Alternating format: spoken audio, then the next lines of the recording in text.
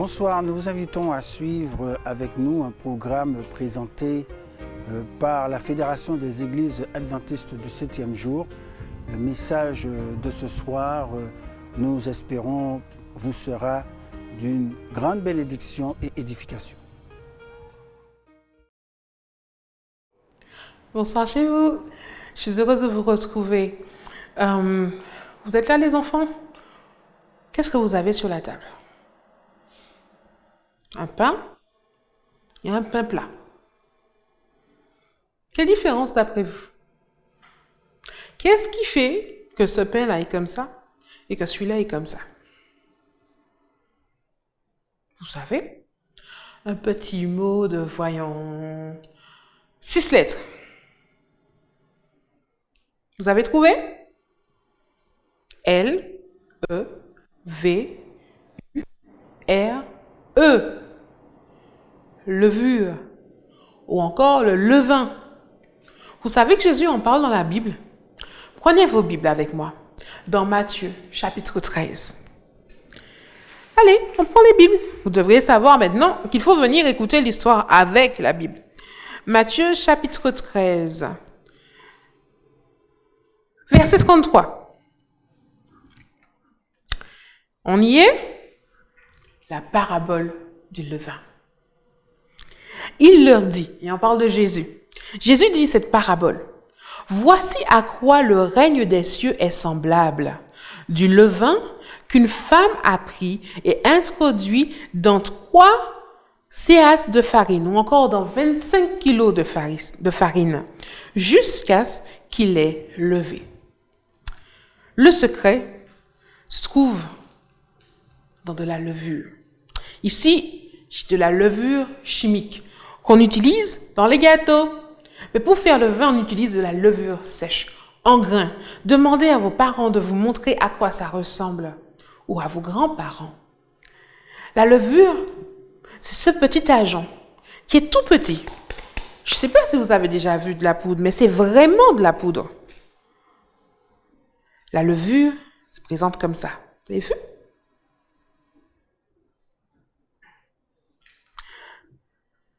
Et dans notre vie,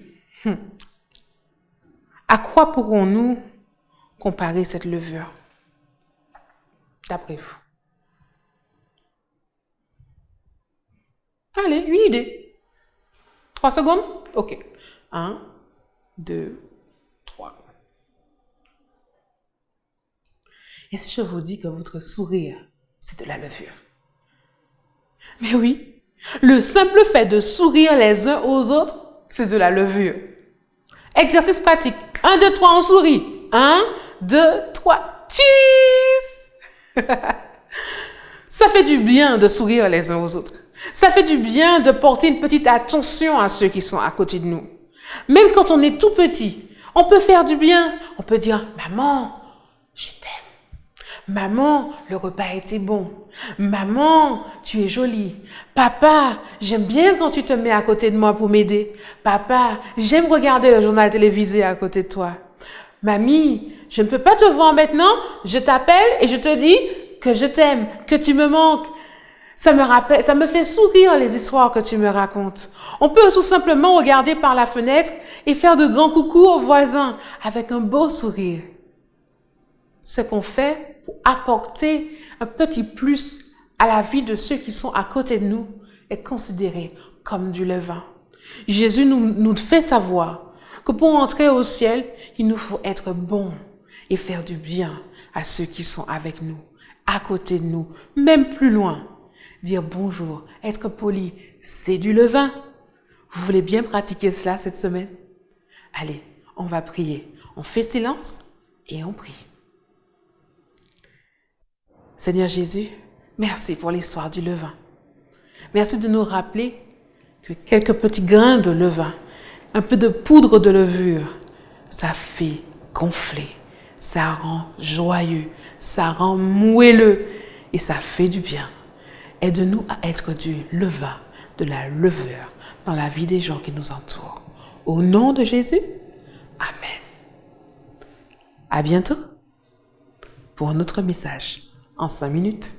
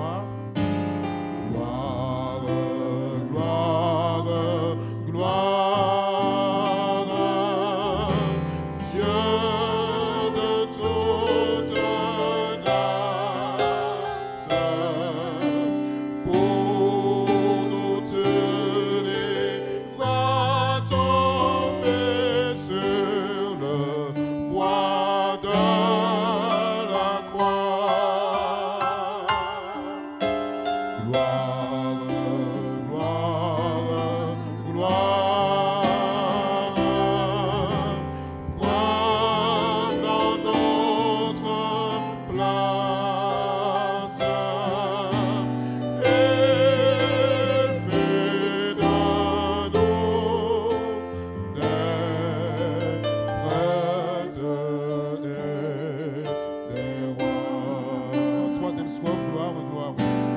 Gloire, gloire, gloire. Victoire, espérance. Les saints et bienheureux proclament tous en cœur. Gloire, gloire, gloire, et magnificence.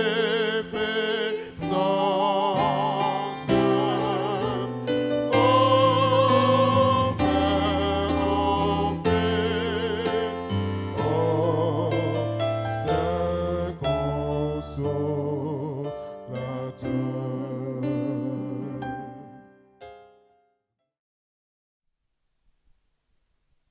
Je vous salue tous et je vous remercie de nous avoir rejoints pour ce moment de réflexion. Aujourd'hui, nous allons discuter d'un thème qui concerne tout le monde, mais que je vais aborder avec une approche qui se dirige plus vers la jeunesse. Il y a plusieurs années, un chant chrétien disait « L'amitié est comme un soleil qui donne le jour au plus bel amour. » L'amitié, c'est ce qui fait de ta vie un paradis. Une chanteuse célèbre a dit « Si tu as un ami qui devient fou quand tu fais des folies, pardon. Si tu as un ami qui te montre qu'il avait peur pour toi, alors tu as réussi ta vie. Tu peux dire un grand merci à la vie. » L'amitié est un sentiment réciproque d'affection, de sympathie qui ne se fonde pas sur un lien de parenté ni sur l'attraction sexuelle. On le définit aussi comme des relations entre collectivités fondées sur le bon voisinage, sur la bonne entente, sur la collaboration. À vous, jeunes, qui avez réussi vos examens, qui allez partir ou peut-être rester sur votre île dans votre pays, mais qui allez changer d'établissement scolaire. À vous qui êtes encore dans le cursus scolaire, mais qui allez changer de classe et peut-être encore d'école, vous allez quitter, garder et vous faire de nouveaux amis. L'amitié est quelque chose d'important quand on grandit et que l'on conserve au fond de son cœur, dans un coin de son cœur, jusqu'à nos derniers jours. Dans la Bible, un homme s'est retrouvé dans une situation où il a dû solliciter l'aide de son ami. Il y a plusieurs expériences, personnages, histoires qui sont liées à l'amitié. Aujourd'hui, je vais vous inviter à ouvrir le livre de Luc au chapitre 11, les versets 5 à 8. C'est une parabole que Jésus raconte. Il leur dit encore, si l'un de vous a un ami, qu'il aille le trouver au milieu de la nuit pour lui dire, « Ami, prête-moi 3 pains, car un de mes amis est arrivé de voyage chez moi et je n'ai rien à lui offrir. » Ici, de l'intérieur de sa maison, cet ami lui répond, « Ne m'importune pas, la porte est déjà fermée, mes enfants et moi sommes au lit, je ne puis me lever pour te donner des pains. » Je vous le dis, même s'il ne se levait pas pour les lui donner parce que c'est son ami, il se lèverait à cause de son importunité et lui donnerait tout ce dont il a besoin.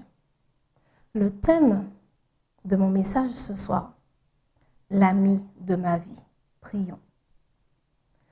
Seigneur, nous te remercions pour tes grâces et tes bénédictions. Merci de nous permettre de partager ce moment de réflexion ensemble. Que toi seul sois vu et entendu. Que tu puisses nous dire, partager avec nous les enseignements que tu en réserves et que nous puissions les comprendre, les intégrer et avancer avec. Nous te demandons cela au nom de Jésus, ton Fils. Amen. Cette parabole est en général appelée l'ami de minuit. Minuit parce que dans certaines traductions, au milieu de la nuit, on dit minuit. Jésus raconte cette parabole dans un contexte dans lequel il parle de prière. Et juste après cette parabole, d'ailleurs, il dit bien « Demandez et l'on vous donnera, frappez et l'on vous ouvrira, cherchez et vous trouverez ». Alors qu'on parle en effet de prière, un mot revient, ami, ami, ami. L'amitié, quelque chose de très important et cela ne date pas d'aujourd'hui. À l'époque de Jésus, au temps des Grecs, surtout, l'amitié ne se réservait pas aux relations sociales, amicales. Le mot ami intégrait aussi les relations commerciales, les partenariats commerciaux. Donc, deux personnes qui exerçaient un commerce, qui échangeaient dans un commerce ensemble, se devaient d'une relation d'amitié, donc de loyauté, de respect, d'équilibre, d'équité, d'interdépendance. Le vendeur a bien besoin de l'acheteur, sinon il ne vend pas. L'acheteur a bien besoin de se fournir, sinon il n'obtient rien. Donc cela désigne au-delà de quelque chose d'uniquement émotionnel, quelque chose qui va au-delà de ça, qui passe par du rationnel, par un raisonnement et par un choix libre et une implication délibérée alors que l'on fait ce choix, une implication consciente. Recevoir un ami à cette époque avait aussi une certaine connotation très forte. Et pas seulement recevoir un ami, mais dans le fait de l'hospitalité. À l'époque où Jésus raconte cette parabole, 80% de la population correspondent à des paysans. Donc des personnes qui vivent dans une maison où il y a une salle, le soir on y met les nattes et toute la famille dort, et puis juste après, nous avons les animaux. Donc, ce n'est pas comme aujourd'hui où il y a l'entrée, la véranda, le salon, le deuxième petit salon, et ainsi de suite. On se trouve avec une porte et tout juste derrière la famille qui dort. Mais au-delà de ça, j'ai presque envie de dire dans cette ambiance de demi-pauvreté. Vous savez, quand les gens ont très peu de choses, ils sont très attachés à ce qu'ils ont. Le peuple d'Israël avait un fort attachement à l'hospitalité parce que leur histoire était remplie d'exode, d'exil, d'immigration et ils ont reçu l'hospitalité à plus d'une occasion. D'autre part, dans le monde grec, l'hospitalité aussi avait une certaine importance. Il faut se rappeler que Luc, qui écrit ce livre, ne l'écrit pas pour des Juifs qui parlent hébreu et qui ont toute cette culture. Il s'adresse principalement à un monde grec, helléniste. Donc, il utilise des points communs à ces personnes et des points qui nous sont communs à nous aussi aujourd'hui. Donc, recevoir quelqu'un, exercer cette hospitalité correspond à l'honneur du village. Et à cette époque, il y avait toute une procédure, une cérémonie, durant laquelle la personne qui recevait offrait en effet 3 pains, et la personne qui recevait ces 3 pains qui étaient accueillis, en échange, prononçait à très haute et intelligible voix des paroles de reconnaissance, de remerciement, montrant que l'hospitalité s'est exercée dans ce village. Et là, nous avons un homme, un ami, dans une maison, qui dit, écoute, là, aujourd'hui, je suis fatigué, je n'ai pas prévu de me lever et de répondre à ta demande. Cependant, à l'époque, comme tout le monde ne pouvait pas avoir un four, le four était à côté de la maison, donc, qu'il avait utilisée durant la journée. Cet ami sans pain et qui frappe à la porte de son ami qui est à côté du four, sait que l'ami a du pain. Et d'ailleurs, l'ami ne lui dit pas, au fait, je n'ai pas de pain. Il lui dit, je suis chez moi, tranquille avec ma famille, ne viens pas me perturber. Il faut se rappeler que si nous sommes dans une population avec un certain niveau, malheureusement, de pauvreté, les maisons ne sont pas distantes de 300, 400 mètres, 1 kilomètre. Elles sont très proches les unes des autres. Ça veut dire que pendant que ces hommes ont cet échange au travers de la porte, dans le voisinage, d'autres personnes entendent et se rendent compte que celui qui a du pain ne veut pas permettre à celui qui n'en a pas d'exercer l'hospitalité. Ce qui veut dire que cet homme, s'il refuse et persiste à refuser, va entacher l'ensemble du village de manque d'honneur. Il en est conscient. C'est la coutume, les habitudes, les valeurs de l'époque. Finalement, il lui donnera les 3 pains. Quelles sont les leçons que nous pouvons tirer de cette histoire, nous, aujourd'hui, au XXIe siècle? La première chose, quand nous avons des difficultés, il est important pour nous d'avoir des compétences, des aptitudes, des capacités de raisonnement qui nous aide à résoudre les problèmes et qui influence ce qui nous arrive. En d'autres termes, quand nous sommes en train de chercher, d'avoir une grosse difficulté, quelque chose peut-être d'insoluble qui nous arrive, il faut que nous puissions nous asseoir, essayer de prendre un peu de distance et réfléchir vers qui je peux me tourner. Je peux avoir clairement conscience que je n'ai pas les armes, les outils ou les éléments nécessaires. D'accord, vers qui je peux me tourner? Le livre de Proverbes, chapitre 12, au verset 26, nous dit « Le juste montre à son ami la bonne voie. Il va être capital pour vous, alors que vous allez quitter, garder et que vous allez vous faire de nouveaux amis, de chercher et de prêter attention aux amis qui ont justement ces traits de caractère et cette justice qui ne fera pas défaut le moment venu. Prêtez attention à ces personnes qui, en général, sont assez équitables. Je n'ai pas dit qu'ils ne commettent pas d'erreurs, parce que cela n'arrive pas. Mais des personnes suffisamment honnêtes, sincères et équitables, pour qui peuvent dire « oui, je peux, non, je ne peux pas », mais qui ne vont pas vous emmener vers une mauvaise voie. Il va être aussi important pour vous, une fois que vous aurez ciblé ces personnes, lorsque la difficulté va se présenter, d'aller vous diriger vers elles et demander de l'aide. Lorsqu'on parle du milieu de la nuit ou de minuit, le mot qui est traduit dans les textes anciens est utilisé 4 fois seulement. Et il ne décrit pas seulement minuit physiquement, le milieu de la nuit où il n'y a pas de lune, il n'y a pas d'étoile, il n'y a rien, tout est noir. Il décrit surtout les heures sombres de notre vie. Parce que malheureusement, nous passons tous par cela. Les heures sombres, un problème familial, un problème personnel, un problème à l'école, à la faculté, un problème justement avec des amis ou parfois avec de soi-disant amis, un accident, une maladie. Tellement de choses peuvent nous perturber et nous bouleverser. Ces derniers mois, beaucoup de choses ont changé et nous ne savons pas exactement comment les prochains mois vont se passer.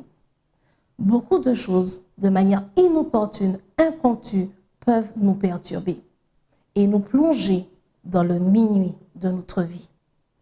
Et c'est pour cela qu'il va être capital pour vous, avant que ce moment n'arrive, que vous puissiez identifier, alors que votre cerveau se porte bien, que vous êtes joyeux, que vous êtes en paix, il sera capital pour vous d'identifier ces personnes ressources qui ne vous feront pas défaut quand l'heure va arriver. Quand je dis qu'ils ne vous feront pas défaut, je ne dis pas que la personne peut être elle-même à court d'idées ou en manque de ce dont vous avez besoin. Mais elle ne vous emmènera jamais sur la mauvaise voie. Pendant que vous allez vous trouver dans ces moments difficiles, n'oubliez pas le verset du Proverbe, chapitre 27 au verset 10, « N'abandonne pas ton ami et l'ami de ton père ». Ces amis que vous avez quittés physiquement, certes, et pas forcément relationnellement, parce qu'avec tous les moyens technologiques que nous avons, si nous choisissons, nous pouvons garder contact avec des amis. Ne les oubliez pas. Vous connaissez leurs points faibles et leurs points forts. Ils vous connaissent, ils connaissent vos points faibles et vos points forts. Vous savez ceux d'entre eux à qui vous pouvez faire en tout cas suffisamment confiance pour ne pas vous diriger vers la mauvaise voie. Les amis de vos parents, l'ami de vos parents, que vous avez vu encourager, soutenir, toujours aller de l'avant dans la bonne voie. Un jour, vous aurez besoin d'un sage conseil. Et je sais que parfois, on a un peu du mal à se tourner vers ses propres parents. Ils en sont aussi conscients. N'hésitez pas à vous tourner vers quelqu'un de confiance qui pourra vous guider avec sagesse. Le livre, toujours Proverbe chapitre 17, verset 17, nous dit aussi que l'ami aime en tout temps et dans le malheur, il se montre frère. Il se peut, malheureusement, dirons-nous, que dans un moment de malheur, vous découvriez que cet ami que vous croyez avoir n'en est pas un. Il faut vous rappeler d'une chose. L'homme qui vient frapper à la porte, c'est le minuit de sa vie. Mais l'homme qui est à l'intérieur de sa maison, c'est aussi le minuit de sa vie. Donc lui aussi est en difficulté. Cependant, il faut savoir réagir de manière appropriée et équilibrée. En ouvrant la porte, c'est sûr, on perturbe un peu les personnes, les membres de la maison, on perturbe un peu la famille, oui. Cependant, dans le contexte dans lequel on parle, aucun des membres de cette famille n'est mis en danger. Ils sont en sécurité, ils sont dérangés, mais ils restent en sécurité. Il se peut que vos amis, sur le moment, soient aussi en situation difficile. Et j'irai jusqu'à dire qu'il se peut que vous soyez à un minuit de votre vie et que quelqu'un vienne frapper à votre porte. Tant que cette personne ne vous met pas en danger et ne met pas en danger votre famille, votre vie, ce que vous avez construit, je parle du danger. Oui, il va vous falloir être cet ami qui donne de l'aide, tout comme vous allez vous retrouver dans la position de cet ami qui a besoin d'aide. Et j'ai bien précisé la notion de danger. Il y a danger, on va voir les personnes appropriées. Donc, nous voyons qu'une relation d'amitié va avoir des hauts et des bas, mais le point essentiel va se trouver dans l'action finale de chacune des personnes concernées. La loyauté, le respect, l'interdépendance qu'ils ont l'un envers l'autre. Ensuite, il vous faudra prêter un petit peu attention à savoir comment gérer dans la mesure du possible quand on est dans le minuit de sa vie à ses émotions. Vous pouvez tomber comme cet ami sur quelqu'un qui au départ vous dit « ne me perturbe pas ». Il vous faut apprendre à gérer la frustration d'un refus, la frustration d'un « attends », la frustration d'un « plus tard » pour savoir comment réagir. Vous imaginez, quelqu'un frappe à votre porte, vous dites à la personne « écoute, tu me perturbes », elle écrase la porte, elle rentre chez vous. Vous ne pouvez pas accepter et vous ne pourrez jamais l'apprécier. Parce que cette personne doit pouvoir garder son calme, persister certes, puisque c'est le but de cette parabole. Mais elle n'a nullement le droit d'envahir chez vous, comme vous n'avez pas le droit d'envahir de force quelqu'un. Donc, apprenez à gérer la frustration.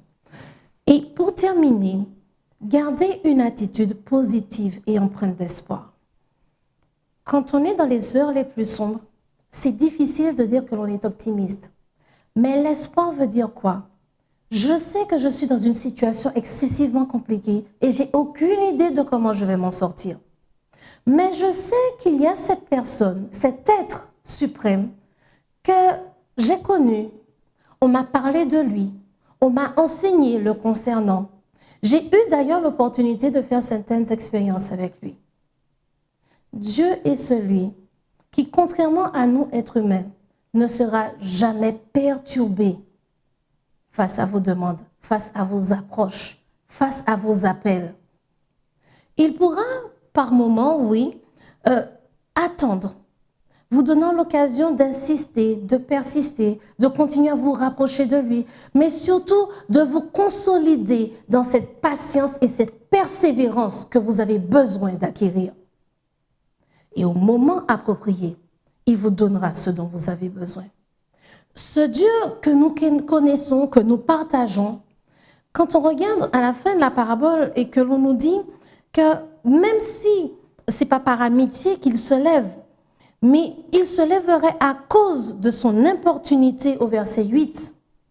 Le mot importunité, dans les textes anciens, correspond aussi pour son honneur, à cause de son honneur.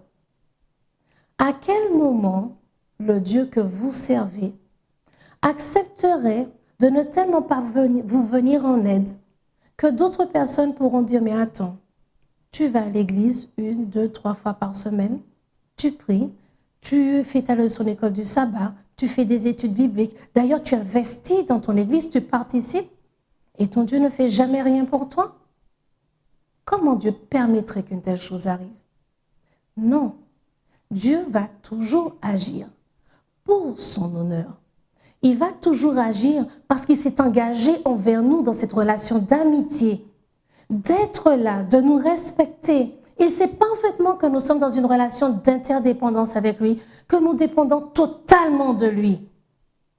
D'ailleurs, il ne dépend pas de nous. Il participe avec nous si nous voulons participer à son œuvre. Mais nous dépendons totalement de lui. Donc, pour son honneur, non, jamais Dieu va ignorer nos craintes, nos prières, nos demandes, nos appels à l'aide. Il va revenir à nous de prendre le temps de pouvoir comprendre ses réponses.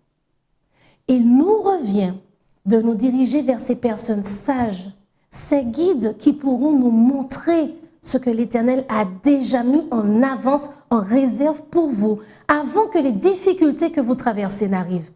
Tout est déjà prêt. Mais si vous ne lui demandez pas, à quel moment a-t-il l'opportunité de vous répondre et de vous montrer, de vous donner la solution? Si vous ne vous tournez pas vers ces personnes qu'il a placées en avant sur votre chemin, quand pourra-t-il vous aider et vous permettre d'obtenir ce dont vous avez besoin? Cela revient à nous, c'est notre part. Dieu qui pour son honneur ne nous laissera jamais tomber et qui par amour ne nous laissera jamais tomber. C'est pertinemment que quand on grandit durant l'adolescence, l'amitié c'est quelque chose d'important parce qu'on a une habitude de se rapprocher des personnes qui nous ressemblent, avec lesquelles nous avons des points communs. Nous partageons non seulement des points, mais des activités communes, des idées communes. Quand on grandit, quand on devient un jeune adulte, à cet âge, on apprend à faire des compromis. On apprend à faire certaines concessions. Parce que nous sommes en train de consolider ces amitiés que nous avons, mais nous sommes aussi en train d'aller plus loin et de consolider ce couple que nous voulons mettre en place, que nous voulons avoir. Dieu, sachant cela, sait que toutes ces relations amicales sont importantes. D'ailleurs, comme je vous disais au début, ce chant chrétien dit bien que l'amitié est ce qui va donner naissance au plus bel amour. Quoi de mieux que d'avoir comme conjointe, l'un de nos meilleurs amis, si ce n'est le ou la meilleure amie.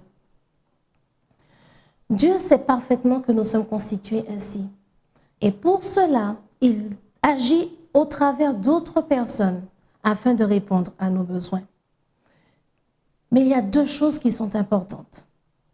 Ne pas être aveugle concernant deux points.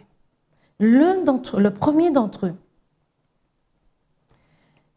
parfois nous avons l'impression que quelqu'un qui nous a aidés une fois dans notre vie, qui nous a donné un bon conseil parmi tant d'autres, qui était là alors que tout le monde nous rejetait, mais quand je dis qui était là, qui physiquement était présent alors que tout le monde nous rejetait, que nous étions ignorés, mais qui peut-être entre-temps nous maltraitait, nous malmenait, nous dérespectait. Mais comme seulement cette personne nous montrait que l'on existait, elle est d'une manière ou d'une autre devenue notre amie. Cette personne qui ne nous donne pas les meilleurs conseils est peut-être l'une des rares à nous en donner. Cette personne n'est pas un ami. Cette personne n'est pas une amie. Cette personne qui est autour de nous, certes, qui peut-être ne nous a, entre guillemets, jamais lâchés, mais qui ne nous a jamais encouragés à aller de l'avant, qui ne nous a jamais encouragés à lutter intérieurement. C'est bien facile de se battre contre les autres, mais ma plus grande bataille, elle est avec moi-même. Votre plus grande bataille est avec vous-même. Cette personne qui, soi-disant, est un ami, ne vous a jamais encouragé à faire ce travail sur vous-même, à lutter, à avancer, à progresser et à ne pas désespérer. Il est temps pour vous de faire un tri par rapport entre vos amis. Parce que malheureusement, quand le minuit de votre vie viendra, la biochimie de votre cerveau sera entièrement malmenée. Et ce sera très compliqué pour vous de faire la différence entre un véritable ami et celui qui n'en est pas un. Alors que vous êtes encore bien, joyeux, gai, en paix. Prenez le temps d'analyser et de sélectionner et de vous éloigner de ces personnes qui ne sont pas vos véritables amis. Et pour terminer, le dernier point. Si vous cherchez quelqu'un de loyal, de respectueux, quelqu'un qui va vous traiter avec équité, quelqu'un avec qui vous aurez un équilibre dans cette relation d'amitié, une certaine interdépendance, une certaine, je répète bien, interdépendance. Je n'ai pas parlé de dépendance totale, parce que ce n'est pas de l'amitié. Une certaine interdépendance.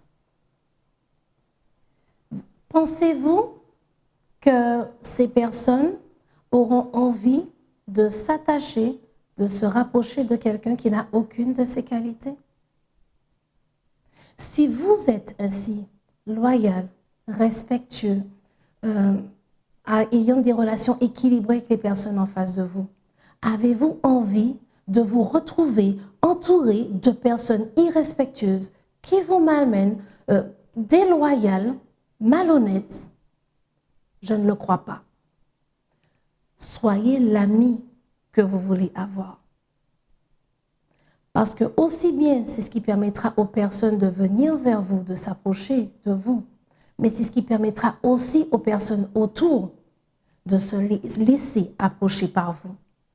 Si vous voulez certaines caractéristiques chez un ami, si vous voulez certaines valeurs, certains principes, il faut impérativement que vous les développiez. Je n'ai pas dit que vous arriverez du jour au lendemain à tous les avoir, mais en travaillant sur ces points jour après jour, vous allez être transformé par la grâce de Dieu jour après jour et devenir cet ami que vous voulez avoir. Et oui, vous aurez l'opportunité de trouver justement ces amis que vous voulez avoir et qui vous ressemblent. Et soyons honnêtes, s'il y en a un ou deux seulement pour, on dira sur 100, 200, 300 personnes, ça va être compliqué. Alors que si vous devenez ces personnes, il y aura encore plus de personnes fiables sur lesquelles on pourra compter. Et toutes ces valeurs, tous ces principes que vous avez développés chez vous sont des choses capitales pour votre avenir, pour votre futur métier. Quel chef d'entreprise ne rêve pas d'un employé loyal, respectueux, d'un employé sur lequel il peut compter, qui est fiable? Quel chef d'entreprise ne souhaiterait pas avoir une relation avec un employé avec lequel il sait qu'il va pouvoir avancer dans son entreprise? Quel employé ne souhaiterait pas avoir un employeur, un patron, un responsable, un chef d'unité, un chef de département loyal, honnête, équilibré? Ces choses que vous allez développer dans vos relations d'amitié seront précieuses pour votre avenir. À l'université, dans les grandes écoles ou ailleurs, on n'apprend pas la loyauté, on n'apprend pas l'équité, on n'apprend pas le respect. Mais ce sont des valeurs précieuses pour les êtres humains et pour les personnes qui veulent avancer dans votre vie. Dieu vous a donné l'opportunité de pouvoir vous former, de pouvoir apprendre, grandir dans vos connaissances. Connaissances académiques, certes, vos connaissances spirituelles, vos connaissances sociales, vos connaissances physiques. Ne jetez pas tout cela à la poubelle. Alors que vous changez d'année, vous changez de classe, peut-être d'école ou de pays. Gardez en mémoire, au fond de votre esprit et gravez dans vos cœurs, ces choses capitales, principales, qui vont vous permettre d'avoir les meilleurs amis, vous permettre d'être les meilleurs amis et vous permettre de grandir dans le contexte professionnel que vous avez choisi. Regardez au travers des personnes qui vous entourent. Regardez-vous. Cette description de l'amitié que Dieu donne, cette description de l'amitié que Dieu incarne dans cette parabole, est-ce qu'elle vous ressemble? Est-ce qu'elle correspond à ce que vous souhaitez atteindre comme objectif? Et quoi qu'il arrive, rappelez-vous une chose, cette description d'amitié, de fiabilité, l'Éternel est le seul à posséder tous ces traits de caractère qui ne changeront jamais et qui sont à jamais infaillibles. Gardez avec vous ce Dieu avec lequel vous avez déjà fait des expériences et avec lequel vous allez encore en faire. Et demandez-lui la sagesse afin de vous guider et de vous orienter vers ces personnes qui seront importantes le moment venu. Ces personnes qui vous aideront à garder cette relation avec lui. Ces personnes qui vont accepter de collaborer avec lui afin de vous montrer la bonne voie, de vous montrer la voie qu'il a déjà choisie pour vous et de vous aider à arriver au succès. Ce choix est entre vos mains. Lui a déjà fait sa part. Acceptez-le dans votre vie et acceptez d'avancer avec lui. Dieu aime tous les êtres humains et sachant que l'amitié est quelque chose de capital dans notre vie, il nous a montré des exemples d'amitié et lui s'est fait l'ami par excellence et suprême. Quelles que soient les variations, les perturbations qui peuvent entourer votre vie, ne lâchez jamais sa main et ayez confiance qu'au minuit de votre vie, il permettra à d'autres personnes qui vous entourent d'être les amis dont vous avez besoin. Mais prêtez attention, analysez les personnes et les gens avant le minuit de votre vie. C'est le conseil que je peux vous donner. Et continuez à suivre les instructions et les encouragements de l'Éternel. Prions ensemble. Notre Père, notre Dieu, nous te remercions pour tes grâces et tes bénédictions. Merci de nous permettre de pouvoir refaire le point sur l'amitié, sur cette relation, ces relations que nous avons déjà construites et que nous continuerons encore à construire. Aide-nous à pouvoir être ces amis que nous voulons avoir. Aide-nous à pouvoir discerner ces amis que tu as déjà placés sur notre chemin pour les futures aventures et expériences que nous aurons à traverser. Aide-nous à voir au travers de tout cela ta volonté et ta main dans nos vies. Aide-nous à pouvoir toujours continuer à compter sur toi et à avancer avec toi en dépit des difficultés et à te sentir à nos côtés aux heures les plus sombres. Que ta paix et ta grâce soient avec les jeunes, Père éternel, de manière toute particulière. Continue à les encourager et les soutenir.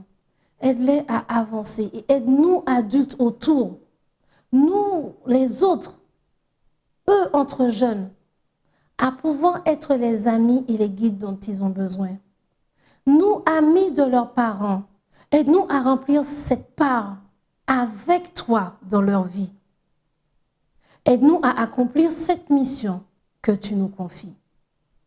Que ta paix et ta grâce soient avec ton peuple, avec tes enfants, avec tes créatures, Père éternel, tes créatures pour lesquelles Jésus s'est sacrifié et est ressuscité.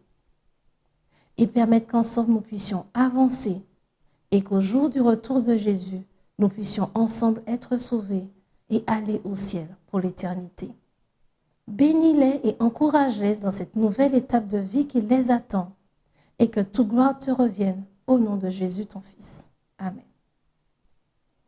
Que Dieu vous bénisse tous.